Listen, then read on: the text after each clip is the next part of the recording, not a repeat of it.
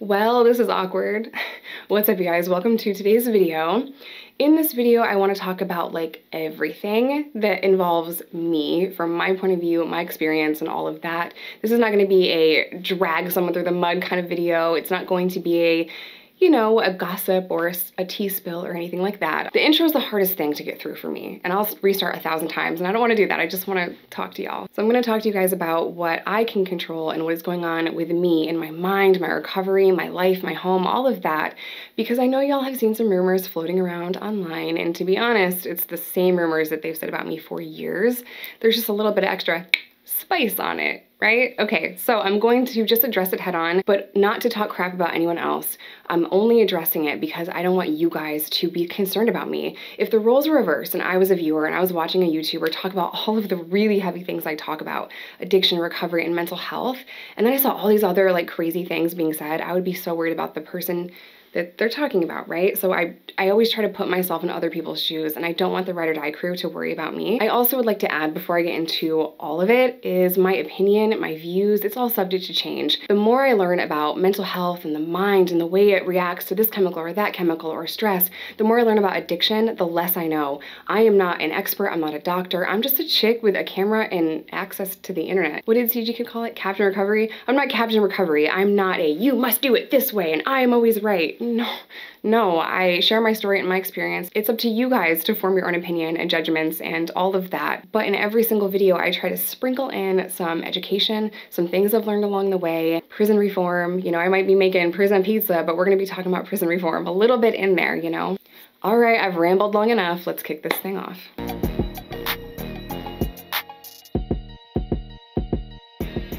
Throughout this video, I'm going to be referencing my friend CG Kid quite a few times because he, in my opinion, is so underrated, and the value and education that he brings, the love, the compassion, the empathy that he brings to YouTube is just unbelievable. And there's one video that he filmed that has always stayed with me, and it's Drug Addiction Recovery Dogma, I think it's titled. I'll link it on the card up here, and I will also link it in the description box down below.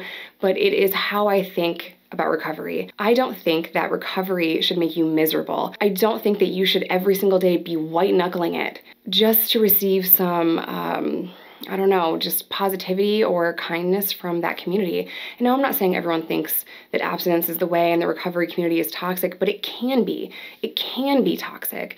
And my experience in that community, unfortunately hasn't been positive. As most of you guys know, if you've watched my channel for any duration of time, I was kind of court-ordered and forced to do abstinent-based programs from a very young age. 13 to 28. So for me, that looked like drug counseling and like regular counseling, a 12-step program that was abstinent-based. Things have really changed over time, Usually the negativity that I see is mostly online, but when I was going to meetings as a teenager, I wasn't really accepted. I was told that I couldn't bring in any outside literature. I heard people told that they couldn't call themselves sober if they're on doctor-prescribed medications. I saw a lot of toxicity, but now today, because the world has changed, right, since I don't even know what year, I'm 33 now, so it's been a minute. Now I see a lot of that negativity and that shame and that stigma and that judgment online. It does make me very frustrated. It's very disheartening to see people in the recovery community trashing other people in the recovery community.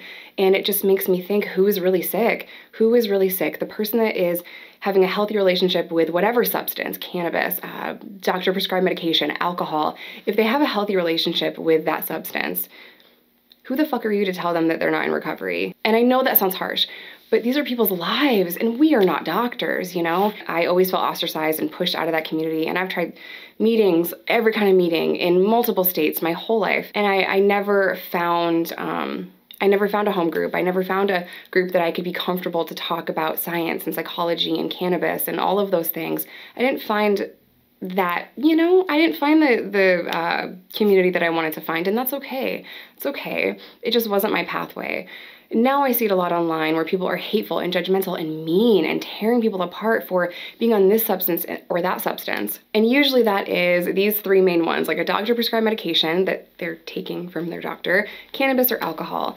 And when I see all of that anger, all of that hate, all of that spewing venom online about how someone recovers and what they put in their own body, it just makes me, mad. It really just makes me mad, and it makes me question Who is really sick? The person that drinks sometimes, but they beat a heroin addiction, the person that uses cannabis for their PTSD, mental health, insomnia, whatever, or the person that is hateful and angry and bitter and screaming online that that person isn't in recovery. Who is really sick here? If you're in recovery, your recovery is yours. It's your journey. It's your pathway. It is not your job to try to hold someone else accountable. And I've always felt that way. However, I did make a mistake, and I know that's a lot of why you guys are here right now. I did make a mistake by allowing someone to come into my home at a time where I need to be just so focused, laser focused, and selfish with my healing journey because I just came out of a very toxic, very narcissistic and abusive relationship.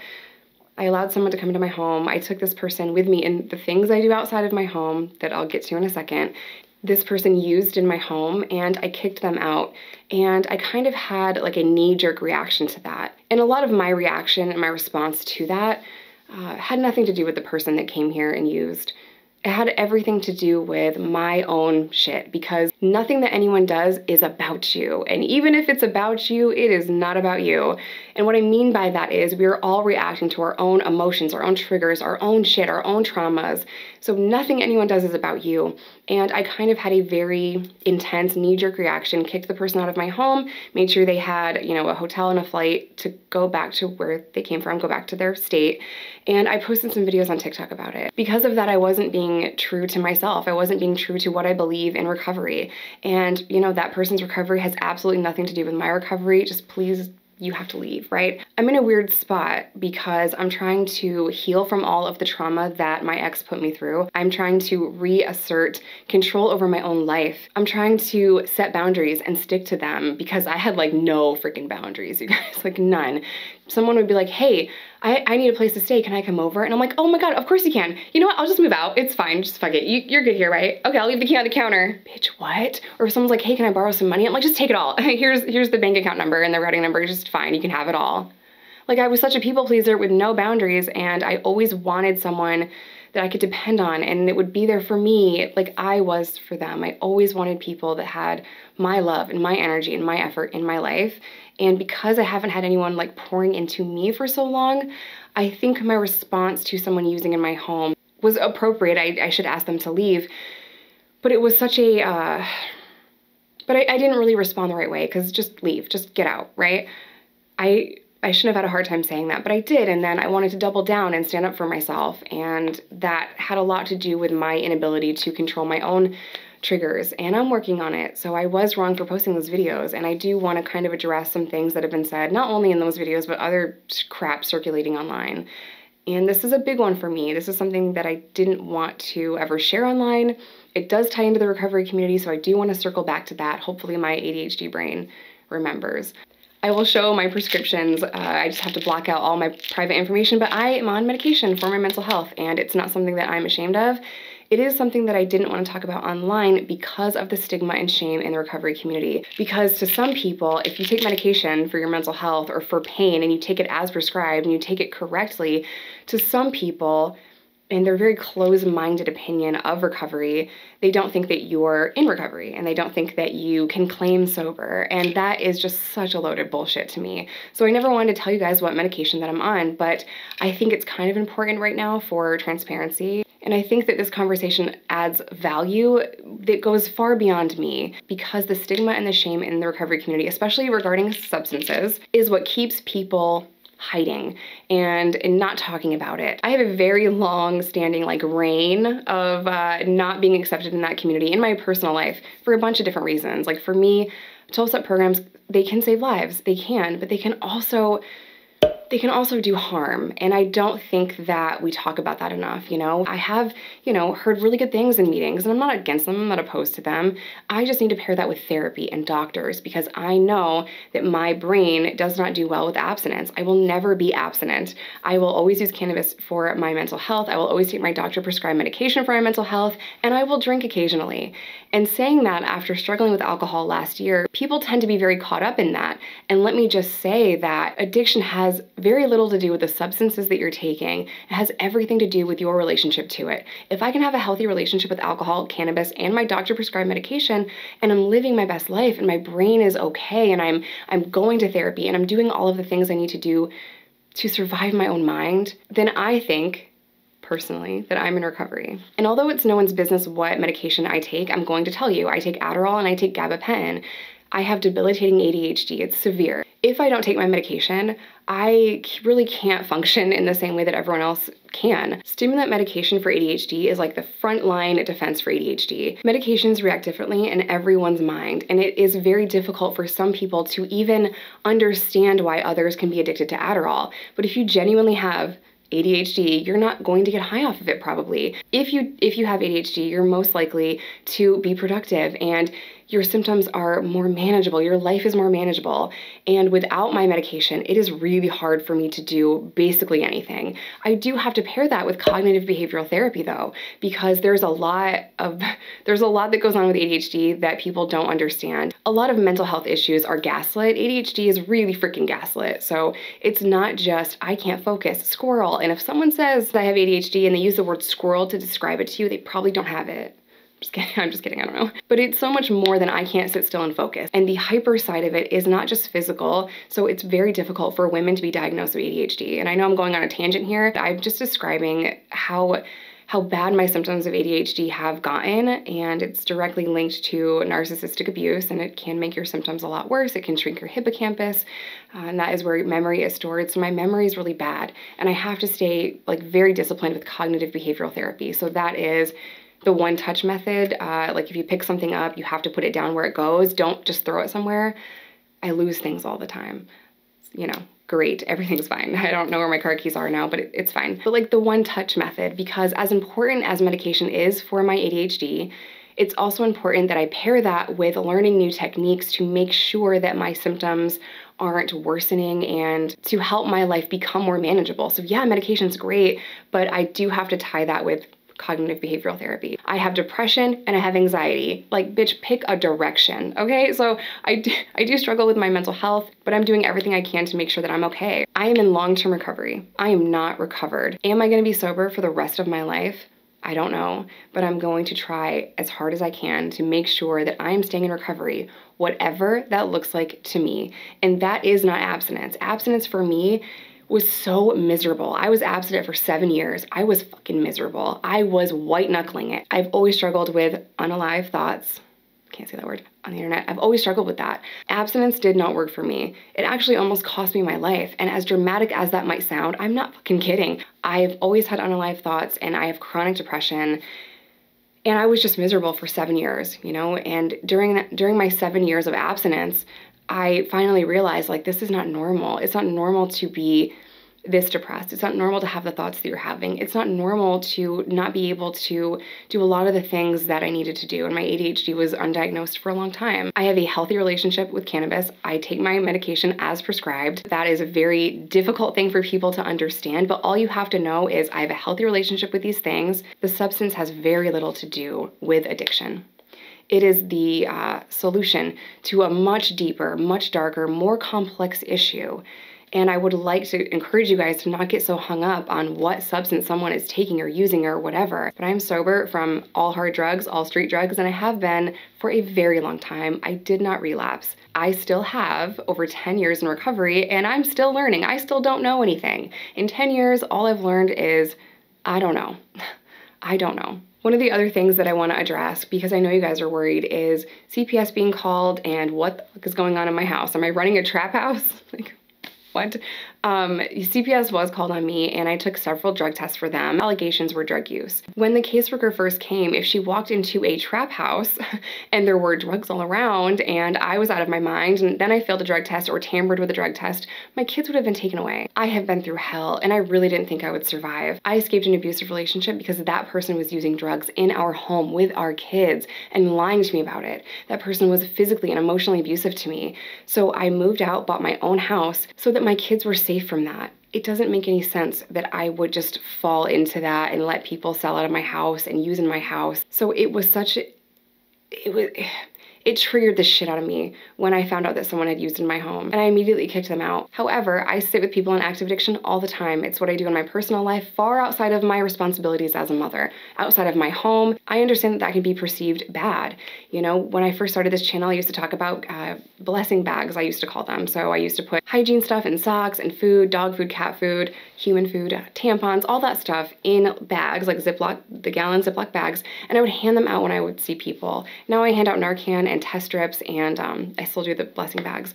But that's something I do in my personal life, which, by the way, I'm getting pretty freaking good at couponing, which helps a lot. But that's something that I do in my personal life, and I don't share it online. The reason why I don't share that online is because when I first started sharing it, someone was really quick to tell me that that wasn't ethically okay, and it could be seen as I'm doing that for views or attention or money, when it's just my personal walk. It's my personal, passion in my life outside of my responsibilities as a mother to help people in active addiction. Maybe that looks like bringing them food if they're detoxing. Contrary to popular belief, mothers can have lives outside of motherhood. I mean, I was the good, stay-at-home, always in the freaking house, controlled wife.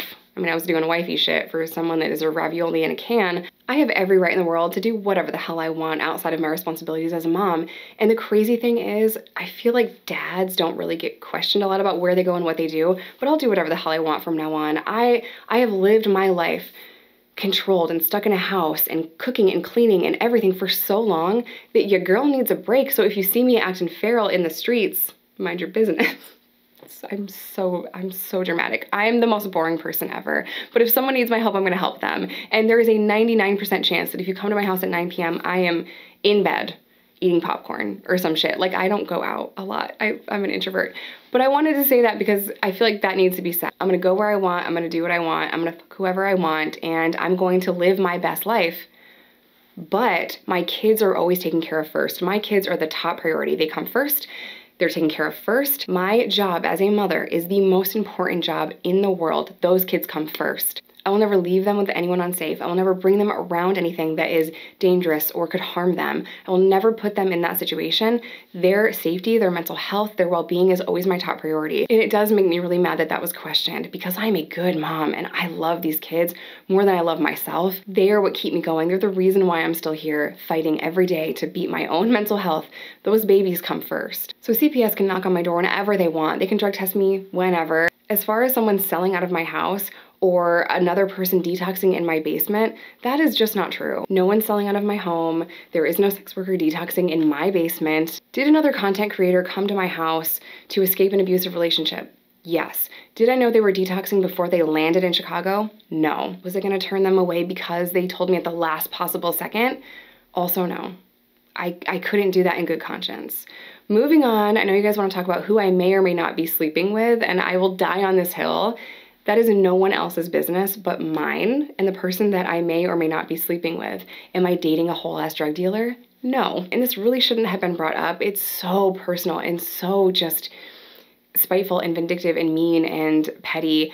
Just to circle back a little bit to the recovery stuff, what I put in my own body, whether that is medication, cannabis, alcohol, or dick, whatever, that's my business, you guys. That is my business. And when I am ready to talk about anything, whether it's someone I slept with, a relationship I'm in, or medication that I'm on, it should be my decision. It should be in my time. And I have a right to kind of take some time, process things, and then talk, and then film a video about it. But the last thing that I want is for you guys to think that I'm lying to you in some way. And they've said this stuff for years. You know, every time I have a man on the channel that was not my ex, they would say that I'm sleeping with that person. Every single time I talk about my recovery, people online say that I'm not in recovery. And the more I'm pushed out and ostracized from the community, the less I feel like a part of it, you know? So I really don't identify with, I guess. I'm really not in the recovery community. I will help y'all. I love y'all, even if you hate me. And if you ever come to me looking to get into a program, I will do my best to help you. But as far as my recovery, I'm not in the community like that. I don't work at a program of abstinence. I don't work a 12-step program. I go to 2 different kinds of therapy, and I do my best to surround myself with people that don't drain my energy or use me or manipulate me or lie to me or just all that negative stuff. I need to surround myself with people that are kind and genuine, people that energize me instead of draining me. My brand is not recovery, my brand is not prison, my brand is not mental health, my brand is not crazy ass stories or prison pizza. My brand is authenticity and transparency. And if I have failed to do that within the confines of my own boundaries, and if you guys feel lied to, then I am deeply sorry. But this takes a lot out of me to be as vulnerable as I've been online. And I think that even if I was talking about makeup, YouTube is hard, social media is hard. I mean, shit, life is hard. My mental health hasn't been the best that it could be, but I'm working through the steps to make sure that it's okay. And it's to the point where I can't even be on social media, and I've had to delete all the apps on my phone just because people are screaming and yelling, and they're very mean and nasty and loud. And there's a lot of love, but the noise is a lot for me right now, and I have moments like that where I just turn off my phone, and as long as my babies are here, I just turn off my phone. I don't read the comments, or if I post a vulnerable video, it helps me to post it at night so I can turn off my phone and not read the comments or whatever. I'm getting death threats, and I'm being told that I wasn't in an abusive relationship. I'm being told I relapsed. I'm being told all of these things. I'm being told I run a freaking trap house. And I want to say with that it has nothing to do with me. All the things that people are screaming at me have very little to do with me. And the people that know you the least always have the most to say about you. I feel like this was the most rambly video ever, and I'm sorry. I wanted to sprinkle in some things I've learned. I wanted to not just talk about like the drama. I really wanted to, talk about the recovery community and how it has been really, damaging to my mental health from a very early age in my life, and just to try to encourage you guys to not get hung up on the substance and to approach people with more compassion and more love and empathy and understanding, and to approach people with more of an open mind. If you're struggling in active addiction, I'm a partner with Groups to Recover. Together, they are both online and in person. They're 420 friendly. They believe all the same stuff I believe when it comes to harm reduction and having an open mind, and they're just such an incredible team of people. We are opening in different states, so make sure you check the map and the link that I always keep in the description box of every single video to see if they're opening in your state. I'm gonna end today's video here. As always, I love you guys. Stay safe, stay in recovery, whatever that looks like to you, because there is no wrong way to recover and thrive and live your best life. And if someone tries to tell you otherwise, tell them to kick freaking rocks. Love you guys.